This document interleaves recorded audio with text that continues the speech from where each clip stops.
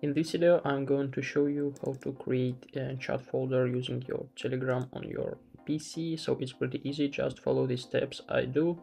Firstly, open the Telegram, then open settings right up here. And now all we need is just to go to our chat folders right up here. So here we can see all of our folders we already created. If we want to add a custom folder, all we need is just to click on this button.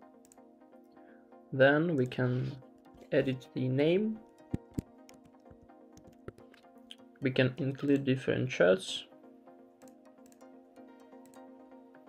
And we can exclude chats also add right up here.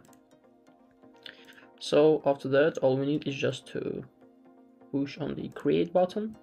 So as you can see, our chat folder was successfully created. We can also change the tabs views right up here. And we can also delete it by clicking right up here.